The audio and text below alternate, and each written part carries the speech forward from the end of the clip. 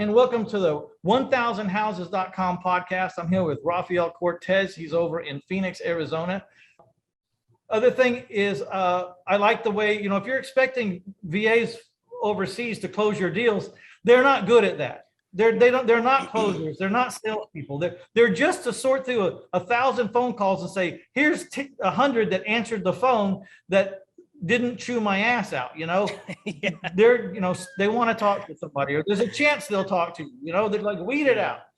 I like that manager that you have right now. My acquisition guys are taking it from there and they're making the call and trying to close. But I actually I interviewed Larry Goins one time, and he had 2 VAs on a split screen behind him live. And, I was interviewing him, but I could see them. They were muted. And he has his VAs on camera. Whenever they find someone that wants to talk, they just mute their prospect. They open the mic to Larry and say, hey, Larry, we got a hot one here. You want to talk to him? Here's the rundown. And then Larry takes them right then. Not really how I want to do it, because I don't want to be stuck in an office waiting for these people. You're anchored, yeah. Yeah, but there is a plus to it. Yeah. At least we don't have to try to call these people back. They're engaged right now. They're on the line right now. Sometimes it's hard to get them back on the phone. So there's all these nuances. You got to find what works for you.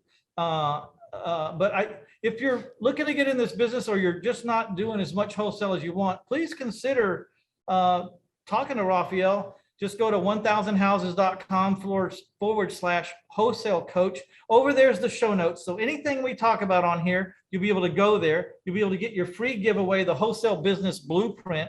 Kind of shows you the outline of what your wholesale business might look like if you're not doing everything. No, yeah, and 100%. Believe me, you're gonna need this blueprint sooner or later. And yours may or may not look exactly like his, but then again, maybe it will. Because proven track record, need to stick to it as close as you can. Every business though is different, right? Or do you agree or disagree? No, I agree. Every business is you're gonna have different talent that comes in. You're gonna have different markets, so you're gonna do some pivots. I mean, that's granted. Then it's gonna happen. However, the framework though, the principles behind the structure are going to be similar. And if it's okay with you, I'll do like a quick little breakdown on what they are. Like stage number 1 is sourcing. You're sourcing the leads somehow, some way. It's pay-per-click, driving for dollars. It's cold calling, whatever, right? You source the leads, and all they're doing, and this is where the VAs get plugged into, all they're doing is gauging for interest. Raise their hand. Doesn't matter if they want $1 million. They raise their hand. It goes to a lead manager. That's a pre-qualifying process. That's stage 2. So they get a source, they get pre-qualified, and we go for condition, motivation, timeline, and price. If 3 out of the 4 match, we send it over to acquisitions, because now there's a conversation that can happen that can be negotiated. Now there's a problem there that we can come in and solve. So by the time they make it over to acquisitions, they've been touched twice. You know what I mean? So it's a higher quality lead. They're not plowing through all these records and whatnot. So now they go through the acquisition process. The contract gets locked, and it goes on to stage 4, which is dispositions, right? We start to sell the deal, and we have a very methodical approach as to how we sell the deal in different markets throughout the United States. That happens. Most business models stop there. They get paid, they get the settlement statement, they the wire into the bank account, and then boom, let's do it again. But I feel that it's very important to have the last 2, which is the measuring part. The stage 5 is measuring. So you track your KPIs. What happened throughout that deal? Where did the deal come from? What campaign was it? How much did we spend on that campaign to generate that deal? What's the ROI that thing is giving us, right? So now you have metrics, you have KPIs, and you can, what gets measured gets improved. Also, did we leave any money on the table? I am always interested in how many touches that we touched. Like, when did we first contact them? When did the house sell? Yeah. And then your salespeople and your VAs start to see, like, wow, we stayed with this guy for 8 months and he finally caved in. So you can't give up on any of these leads. You know what I mean? 'Cause you'd be surprised how many come in months or years after the original conversation, because they just have their circumstance close in on them too tight, or they get too fed up, or they finally realize that their property is not worth $1 million, and now they're getting real. And so I think the oldest one we've had come back that we made 90 grand on was a little over 4.5 years. They were waiting for someone to pass, and then they had to wait for estates, and then there's always a black sheep in the family, and they had to work through it. And finally came up, and we got the call. But 4.5 years later, that VA that started that call and connected with that person, it paid 4.5 years later. I'm always interested in that. Yeah, and I really believe tracking's immeasurable. I mean, like to really what it does for your business. No, absolutely. I mean, running a scorecard and then keeping tabs, right? A lot of times, and this is what the hustle mentality will have you do. Like, I don't need to track numbers. I just got to get it done. I got the deal in. My KPI is my bottom line. Well, they don't have time. They don't have a system. Exactly. They don't have time. They don't have a system. There's no time. And what happens? You can't step away from it. So the measuring part gives you a pulse of where your business is, right? Okay, this is how my business is doing, but it also sets the standard for what you're gonna require. Okay, cool. Yeah, now because I have my metrics and I'm tracking, I know that my cold callers have to dial 300 people at least, a day, and then have 10 conversations and generate 1 or 2 leads. Each one of the cold callers. That's a basic KPI for the operation that we're running for each caller, right? So if you quantify that by 6, that you're supposed to be getting anywhere from 10 to 12. Now it's something that based on something tangible, right? It's not just an idea that popped up. Like, I think you should be getting this. No, it's based off of past results. You have a baseline and you can hold people accountable to that. When you plug people into it and you hire, this is what's doable based on the system that we have. This is what's what you're required to do. These are your tasks and responsibilities, and then you can go off to Hawaii and then take a trip, and you're still going to be generating results. Why? Because you have a way of keeping. And if they're not hitting their numbers, you have a decision to make. You live with their lackluster improvement, or you got to get rid of them and find someone else, or you train someone else while they're there. And then once this guy gets up to speed and starts outperforming him, then you let him go. I mean, there's a whole bunch of different ways to look at it, right? But 100%. You got to have numbers. I love that you're saying that, because if they're not hitting their number, if they don't have results, it's because of 2 things, right? One, they're not hitting the numbers. If they're not hitting the numbers, it's an attitude issue. If they're not making the dials they're supposed to be making, if they're not having the amount of volume they're supposed to be making in terms of activity, it's an attitude issue. If they're hitting the numbers, meaning that if they're required to dial 3 people and still no results, it's a training issue, right? So that even will clarify what kind of actions you need to take to improve the business. If it's an attitude issue, boom, they're out. Hire fast, fire faster.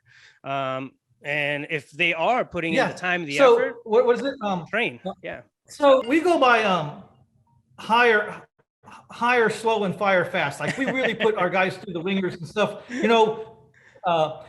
Like I say, there's always shades of how to do everything, and you got to do how it fits. We just got tired of we really tried to see if we could find the right person if we spend a little bit more time and do some personality tests or something. Yeah, I hired based off of that. There was a lot of people there's some people that I hired that I never would have hired, but the test said to hire. And one of those guys is my premier guy, and he's still around for 5 years. He's a mechanical engineer that got laid off in the oil crash. And I thought, this will never work, but the test says he will. And he did. And Give it a shot. He's a fine asset. I was a horrible hirer, which is why I went to that way. Everyone I hired, I liked. I thought they were cool. We put them in. They didn't do shit. So I said, I got to quit hiring. I got to find some other way to hire, base my hiring. So again, if you want your wholesale business blueprint, go to 1000houses.com/wholesale coach and get that. You'll also be privy to Rafael's podcast. You'll also be privy to his websites and everything that he has. So if you want to know more about him, even get over there, get your blueprint, and then also do some research. Again, people will say, yeah, wholesaling is just a job. And that's what it is if you're the wholesaler and you're the guy wearing all the hats. But you can make wholesaling a business. Rafael's not the only one who's made this into a lucrative business, and they're in Hawaii while they're knocking down, hordes of cash. And the other side of it is, you don't have to do 1 million houses to have a successful wholesale business. I mean, even if you're wholesaling 2 or 3 houses a month only, and sometimes if you're part-time, just 1, it can change your whole life. It can change the whole way you live. It can change your whole retirement prospects. And, if you decide you want to ramp it up and take it to another level, there's always that coach out there that's to take you to the next level. I like to say something about wholesaling that I want some of the wholesalers to think about. I coach how to seller finance. So I take all the wholesale deals from people like Rafael and the ones that I find, because I figured if the wholesalers can find these deals, I can find these deals. I just have to learn how they're doing it and I can cut them out. That's what I was thinking. You know what I mean? Because you see those wholesale fees and you go, damn, it pays well to find these houses to originate the purchase. It pays well. So, but I just want to plant a seed, and I'm not knocking any business or saying any business is a better. You have to do what's right for you. But even Rafael said that he wholesales his deal and moves them into a different strategy, a buy and hold or a fix and flip. I want to present the owner finance strategy, because when I get a down payment on my houses, I'm averaging 10% is the minimum. I'm averaging a little under 15%. That looks a lot like a wholesale fee in most cases. Now, you probably got it down to a science, and your wholesale fee is more than $8,000. But when you ask around the country, what's the average wholesale fee? It could be right around $8,000. And so the pros, they're getting more. I understand the pros are getting more, but my down payment looks a lot like that wholesale fee, but I'm still owed, and I average about $500 a month positive cash flow in each deal. I'm still owed 360 months of $500 a month positive cash flow, of which I am not a landlord. I'm just the bank. So $500 times 360 months is $180,000 I still have coming to me after I've received what looks a lot like a wholesale fee. So maybe a strategy for y'all is to be wholesale, wholesale, wholesale. But when you find that cherry, go ahead and seller finance it. And you still get an upfront fee called a down payment that's non-refundable. That's yours. But you've got some cash flow coming in. That is really more passive than most strategies, because you're just a payment collector. You're collecting the mortgage. No one ever calls the mortgage company and says, hey, my air conditioner's broke. They don't. And if they do, the mortgage company's going to hang up on them. They're going to say, it ain't my house, it's your house, fix your air conditioner. So I would love to throw my hat in the ring for your plan B. You're wholesaling, you get your feet on the ground, you're cherry picking now, you got some money in the bank, you need something to do with it. I like to throw my strategy in there to say, maybe consider seller financing instead of being a buy and hold guy, or instead of the fix and flip guy, to create some cash flow. Fix and flip is not cash flow. It's one time, it's a bigger check, maybe. But being a landlord, to me, I would rather be a seller financier than be a landlord on houses or apartments. If your cash flow is limited as a landlord, say that you're cash flowing $300, $400 and it's leverage or something, and AC goes out, you're screwed. You know what I mean? It's stuff that happens when you have. That's the problem. That's the problem I presented. I presented both sides. A lot of millionaires have been made with rent houses. I'm not bashing. I'm just going to show you there's another side to the coin. I think the biggest myth portrayed in the real estate guru world is the buy and hold, because they say, well, you're collecting $1,000 and your payment $600, so you're making $4,800 a year, and then they just go on from there. Well, it's like, wow, you just glossed over every repair that could ever happen, like it was never happened. And that's typical. But in the seller finance business, when you receive a check, short of having to foreclose on somebody, it's your money, because it's just the payment. And it's a different strategy. I've done 2,500 deals in or about my hometown of San Antonio since 1996. And that's the strategy that I love. But if I was starting out, I couldn't start out at that strategy. I'd have to start out like a wholesaler, you know what I mean? Or I would find the deals and I'd have to partner with a money man and give him a large portion, if not 50% of the deal, which I did that a lot. 50% of a profit's a lot better than 100% of zero, right? So nothing. And plus I was partnering with guys. Let's talk about that for a second. You can partner with doctors and lawyers who have the money, but they're bringing nothing to the table, and you will not learn anything from them about the business. Who you want to partner with is people that are flipping a whole bunch of houses or have flipped hundreds of houses in their career, because you're going to learn something from that partner. You'll tap his network, you'll tap his brain, and you'll tap his bank account for the money. And all that's really great. If I had a choice, now that I know the business as good as many or most, it's okay to go get a doctor. But in the beginning, I'd rather partner with a guy that was a pro in my business. Learn and so learn. I could learn. Yeah. Yeah. Yep. All right, man. It's been great. I appreciate your enthusiasm. I appreciate your professionalism and what you've done. And if you're out there and you're interested, please go to 1000houses.com/wholesale coach. Connect with everything that Rafael has to offer, Rafael Cortez. Be sure and get your wholesale blueprint so you can get an outline of what the business looks like. And believe me, if it's not rocket science, but it's what you choose to study and what you choose to become good at, right? So Right. if you have a passion for this, or you think you do, this is a good place to start. Anything you want to say to the folks out there, maybe the people that are fumbling around or not having that much success in real estate, or they're thinking about going into real estate, anything you want to say to them before we wrap up? Yeah, it'll start with and this is gonna sound cliche, right? But it starts with a vision. And I don't want to, I don't want to talk about the business vision. I don't want to talk, I want to go, to the individual vision. What do you want for your life? What does your life look like? Where do you see yourself in 5 years?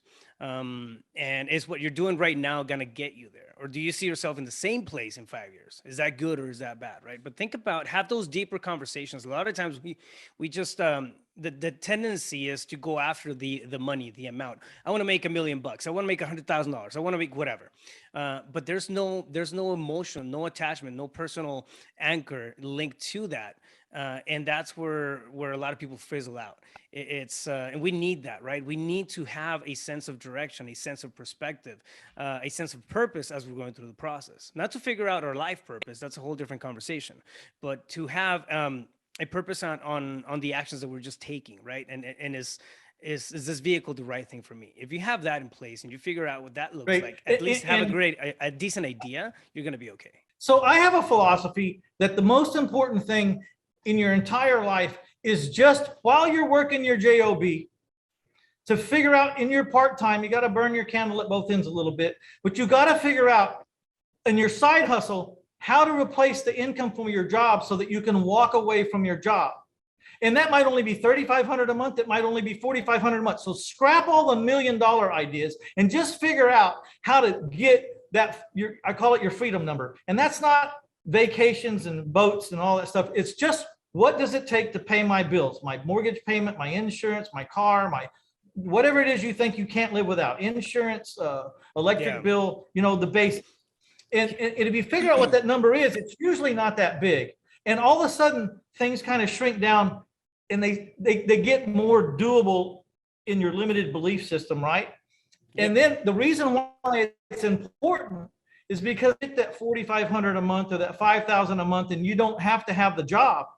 You just freed up 2,600 hours to become a pro, 2,600 hours a year to become a pro. And that's when you go get with a Mitch Stephen or a Rafael or whoever you think's right for you, and learn as much as you can, like from the internet and the free stuff, and narrow all these creative strategies down to one or two, and then study those one or two or three until you find the one, and then you scrap everything else and you just drill down deep as you can. And when you run out of free knowledge and you're not learning anymore, then it's time to hire the coach, because he'll take you another 1,000 feet down. You know what I mean? Because he's been there.